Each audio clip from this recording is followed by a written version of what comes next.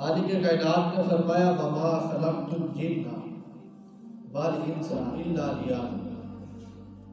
بے شک ہم نے جنوں اور انسانوں کو اپنی عبادت کے لیے پیدا کیا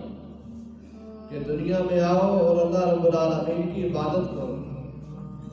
اللہ رب العالمین کو یاد کرو، اللہ رب العالمین کا ذکر کرو۔ اس مقصد کے لیے انسان کو پیدا کیا۔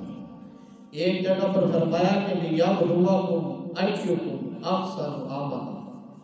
کہ ہم نے انسان کو دنیا کے اندر آزمانے کے لیے بھیجا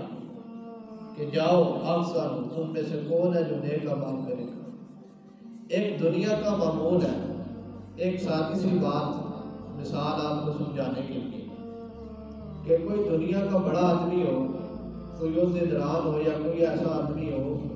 کوئی اس کا عزیز دار یا تعلق اس کے پاس جائے کہ کام کے لیے مجھے کوئی بندہ دو،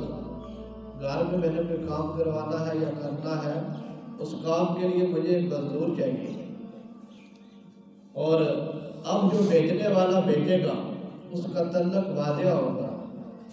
وہ اس کو کہے گا جاؤ یار کچھ میری لاج رکھ لینا،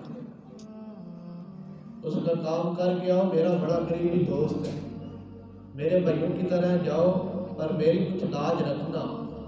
آزمائش ہے تیرے لیے۔ ایک دنیا دار بھیجے آزمانے کے لیے تو بندہ جائے اور وہ اپنے دوست کی لاج رکھے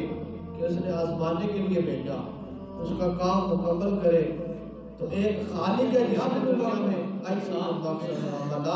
میں نے بھی آزمانے کے لیے بھیجا، دنیا کے اندر جاؤ کون ہے تم میں سے نیک عمل کرے۔ ایک دنیا آتی ہے، اللہ رب العالمین نے جس نے جان دی، وجود دیا، جسم دیا،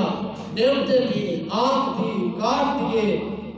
اس کا ہم نے کبھی بھی شکر ادا نہیں کیا، اس ذات کی رضا کے لیے ہم نے کبھی کوئی کام نہیں کیا جس نے ہمیں ہر ایک چیز عطا